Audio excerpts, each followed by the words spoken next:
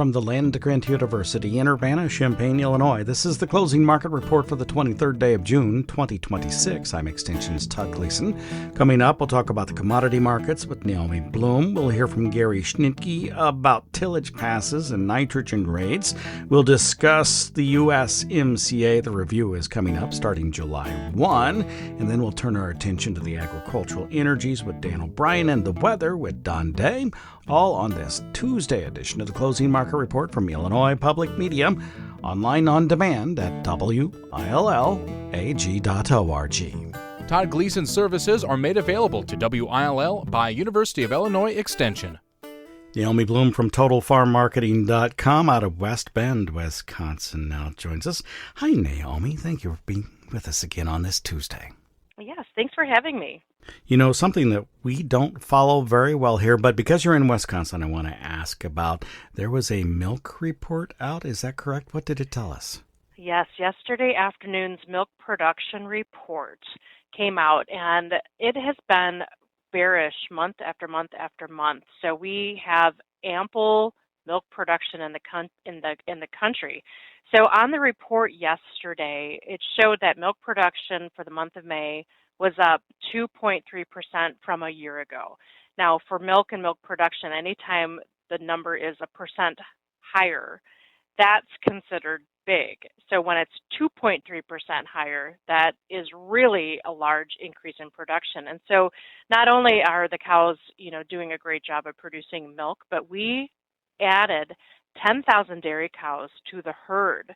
And since the end of December, in the United States, the dairy herd has grown 99,000 head in 5 months. So we have an abundance of milk, but thankfully demand is strong, demand for dairy products and the powder products for sure. But unfortunately, that has allowed nearby milk contract Class 3 prices to dip below $16, which is very, very not great when it comes to milk pricing. So that's what's happening on the dairy parlor, so to speak. Now, we do have a cold storage report coming out on Friday. So we'll see if that's going to show us anything in terms of what cheese inventory and butter inventories have been. They had been on the lighter side because demand has been so strong, but we'll see if that trend is continuing or not. But hopefully we get some fresh demand news here sooner than later to help take up some of this abundance of milk production that we've seen, and keeping an eye on exports too. That'll be a big one. Of course, we send a lot of our dairy exports not only overseas to Asia, but just across the borders into Canada and Mexico. Speaking of Canada and Mexico, the USMCA will start a review process. It's mandatory after 6 years of being in place. July 1. Have you thought much about it and the uncertainty surrounding it as it's related to its renewal, which would push it out another 16 years? Yeah, and that actually, it is becoming such a factor that needs to be more on everyone's radar. July 1st will be here before you know it. President Trump has said that he doesn't necessarily think he needs to potentially sign it, but it would still, of course, I think be of benefit to all three countries if it happens. Of course, Mexico, Canada, huge trade partners for U.S. agriculture, U.S. produce. We send, obviously so much corn to Mexico, ethanol to Canada, dairy products going to both countries. We are sending pork over to Mexico. So it's an important document, that in my opinion, it would be helpful if we could just have it signed so we have the certainty. And I think that was what your opening statement was. It's the uncertainty that gets the market spooked, because I recall, and I really think that when they were drafting this the last time, I think it was in 2020, Mexico, I think that's when they started to turn towards Brazil for some short-term imports. And then even also when we were doing recent negotiations with tariffs, Mexico just kind of gave a little bit of a warning shot to remind us that they can buy grain from other countries as well. So we need to keep an eye on that. So we'll have a busy week with reports between the acreage report, quarterly stocks report, and then we'll turn the calendar and we'll have to see what becomes of the U.S. Mexico-Canada agreement and what President Trump decides to do. If I remember correctly, negotiated in 2019, and you were correct. Mexico did turn to Brazil. I recall that too. And then, of course, put into place, as you pointed out, I think in 2020. Other things we ought to discuss today. We've been following closely with the meteorologists, for instance, the heat in France and the issues that they might be suffering there. What impact might that have? Yeah, so the heat wave in France, it's pretty significant. So I just looked on weather.com earlier today, like 105 degrees, and they're not at all normally that hot. And it's not just in France, it lingers into other parts of Europe. But what I did go back and look at was just, I tried to remind myself, how much corn does the European Union grow? And they are expected to grow 57.5 million metric tons of corn this year. And they use everything that they grow, and they actually have to import over 19 million metric tons of corn. So I thought, well, jeepers, if this situation continues with that heat wave that's going all across Europe, that might be a factor to where we see Europe have to import more corn. Hopefully it would be U.S. corn that they import. But if it is a bigger issue where they have a bigger drop in production, well, then that, of course, that would make the balance sheets a little bit different on the global ending stocks. And for those kind of curious who are listening, so France is the largest producer of corn in the European Union. They produce 13.3 million tons. Poland is the second largest producer. Romania and then Hungary are the bottom of the top four there. So it's something to watch, not just corn. It could be also with wheat. The El Nino pattern that's going through right now would be better for U.S. weather, but it is spelling hot and dry conditions for Europe. And then we also need to keep an eye on what would happen with India. It can be hot and dry for India as well. And as you know, India, the largest population on the planet now, and all of the food they grow, they are using between wheat and rice and other grains and oilseeds. So weather always has to be watched. Hey, thank you much. We'll talk with you again next week. Thank you. You're welcome. That's Naomi Blohm. She is with Total Farm Marketing out of West Bend, Wisconsin, online at totalfarmmarketing.com. Our theme music here at the Closing Market Report is written, performed, produced, and courtesy of Logan County, Illinois farmer Tim Gleason. Chasing maximum corn yields could be costing farmers money. A review of over a decade's worth of Midwestern farm data reveals that applying extra nitrogen and making additional tillage passes often fail to pay for themselves. 11 years of data collected from farm fields across the Midwest clearly shows two things. A farmer can occasionally increase corn yields by upping the nitrogen rate above the MRTN and doing an extra tillage pass, but they'll lose money doing it, says Gary Schnitkey from the University of Illinois. And that is a message that we consistently find.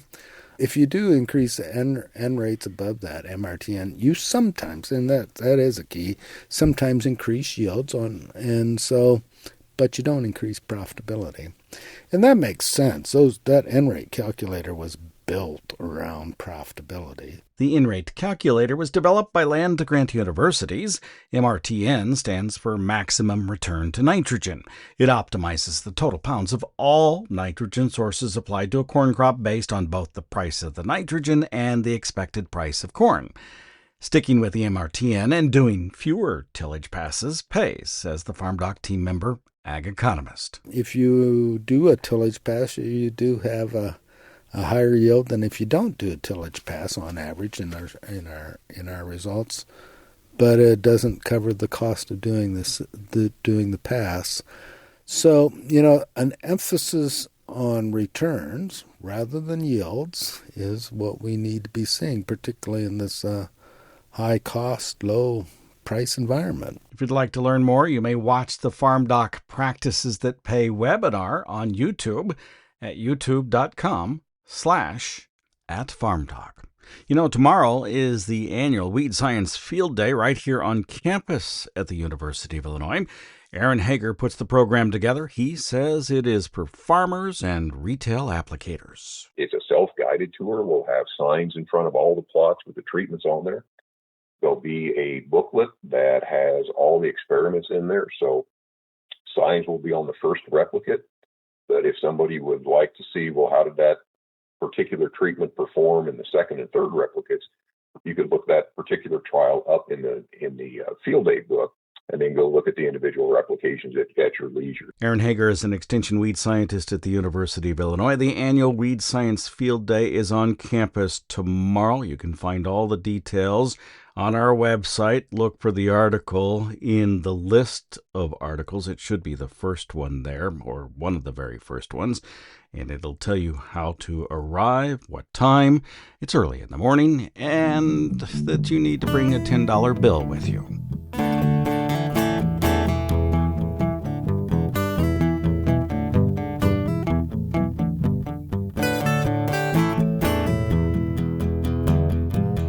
The United States-Mexico-Canada Trade Agreement, or USMCA, is set to undergo a mandatory review starting July 1. Two of the three USMCA nations, Mexico and Canada, have said they'd like it to continue. However, U.S. President Donald Trump is not so sure and said so when speaking to reporters at the June G7 meeting in France. I would rather leave it unsigned. I'd rather have it terminated. Although Mr. Trump, in the same back and forth, said he would probably sign it, he also said he views it as expiring immediately. I would prefer not having an agreement, but I'm open to doing it. We'll see what happens. So as of now, it's just going to stick around for 10 years. You're okay We're with not. that? No, it's not sticking around. It'll be terminated. In other words, after a decade. It expires. Yeah, in a decade. It expires. Okay. I prefer that. I view it as possibly expiring immediately. That's all fairly confusing, but mostly accurate as the terms of the original USMCA were laid out. It sets forth the 6-year review starting July 1, the 10-year sunset clause should the parties be unable to come to an agreement upon the review, and a final clause that would allow any of the three nations to exit or terminate their portion of the agreement, but for the other two parties to continue on. As it happens, Mexico and Canada have been planning for that possibility, says the president of Mexico. Claudia Sheinbaum, in response to a reporter, says the two have been strengthening their relationship and even building a new route which bypasses the United States. Sheinbaum says Canada has been investing in a Mexican port that would allow for more maritime trade. So we are strengthening the relationship between Mexico and Canada, and additionally, evidently, both countries want the trade agreement to be maintained. The president of Mexico goes on to discuss how USMCA was ratified by the Congresses in each of the three nations and is therefore law. On that point, the U.S. Senate Finance Committee maintains it is unclear if President Trump has the legal authority to terminate the trade agreement using the 6-month out clause without the agreement of the United States Congress. Now, for his part, the Prime Minister of Canada, Mark Carney, believes the cross-border USMCA integrations to be good, but says because the ambitions of the U.S. president have changed, the review process is already under pressure. I mean, what we're seeing right now is that we have an agreement. We have that integration. Tariffs are being put up in a series of areas that are not, they're violations of the agreement. I've called a spade as well. And so there's a question about whether that alignment is still there. Can we really rely ultimately on what's written in the agreement, what's in a dispute settlement mechanism? And that's a very different environment than was there previously. President Trump negotiated the USMCA in his first term, but has since become more U.S.-centric in his trade stance. The Cato Institute, a free market think tank in Washington, D.C., in a June 1 article, concludes President Trump's refusal to extend that agreement is not its death knell, but it's also far from harmless. Since USMCA went into force, Mexico and Canada individually have surpassed China as the number 1 and 2 trade partners of the United States. The automotive and agricultural sectors are particularly interwoven across all three economies. Time now to take a look at the agricultural energies. Dan O'Brien is here. He's with Kansas State University Extension and an agricultural economist. Hi, Dan. Tell me about ethanol trade across the planet and domestic usage in the last month or so. Well, I think following the trend we'd seen in the that was signaled by the USDA in that June 11th WASDE report, where they had lowered the amount of corn usage for ethanol by about 25 million bushels down to 5.575 billion. We're seeing generally level usage of ethanol during a time when if we're going to have strong usage seasonally, this would be it. So we're holding steady in terms of ethanol usage in the bigger picture, still on line to produce about 16.5 billion gallons of ethanol at plant capacity. At least when you look at these numbers, you hope you're seeing the actual figures that come out of that, because ethanol plants have been known to go beyond capacity. But anyway, it looks like we're producing at about 89.3% of plant capacity at 201 ethanol plants. 18.5 billion gallons capacity, as I mentioned, about 16.5 billion gallons of actual production. So moving pretty steadily along. I have seen some changes. Well, we've certainly seen changes in the prices for corn that are paid at ethanol plants here in the as we look at this as of June 23rd today, as we speak. The average price in Illinois for corn at an ethanol plant is $4.17. Got a range of just over $4, about $4.02 up to $4.38. Compare that, and that is certainly right in the heart of the central eastern corn belt. Out here in the western corn belt, we're at a little bit higher, $4.19.5 to $4.41.5, an overall average price of $4.27. And what's odd about that, and as I've been watching it anyway, that Kansas had been lagging quite a bit, 10-20 cents or more of what Illinois, Indiana, and the Eastern Corn Belt was paying for prices, but for corn at the plants. But now we've seen that flip back. Indiana still stands strong for a corn price at the plants, $4.38. Ohio, $4.50. So I guess as you go farther out into the Eastern Corn Belt and with the situations that they face, both in terms of ethanol markets and corn supply, they actually have the highest corn prices paid at ethanol plants of any place in the country. I suppose, though, the bottom line is, are the ethanol plants profitable in cents per gallon?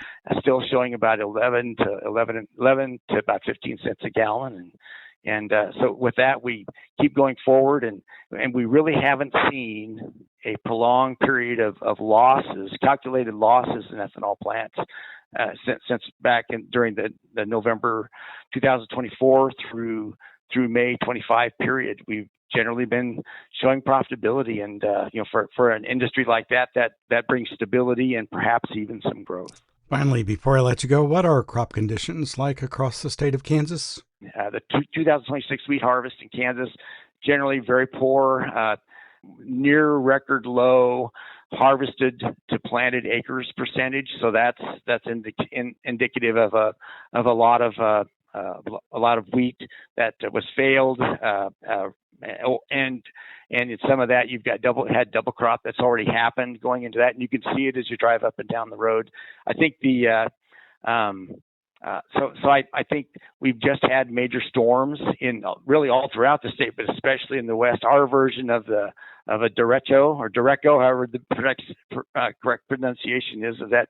And as you and I were talking before we came on the air, the market overall will ignore that, but it does cause a fair amount of crop damage. In general, they think, well, the rainfall outdoes the localized crop damage in general, but it's maybe the best thing to say is it's a busy time of year for the crop insurance people in a fair amount of Kansas, just because of all the storms that have happened and the adjustments and anticipation of yield damage that has occurred. Hey, thank you much. That, of course, is Dan O'Brien. He is with Kansas State University Extension and an agricultural economist. Joined us on this Tuesday edition of the Closing Market Report. It comes to you from Illinois Public Media. You can find and listen to our programming anytime you'd like at willag.org, WILLAG.org. Let's turn our attention to the weather forecast now. Don Day is here. He is with Day Weather in Cheyenne, Wyoming. Hello, Don. I hope you are doing as well as I am on this beautiful summer day. Yeah, it is a beautiful summer day. Temperatures are pretty comfortable, and it's just nice to have summer start this way. Well, it's great to have summer start this way. A little cool for crop conditions. Can you tell me where in the large part of the Corn Belt we actually stand as it's related to temperatures, probably moisture as well, and then what conditions might look like going forward?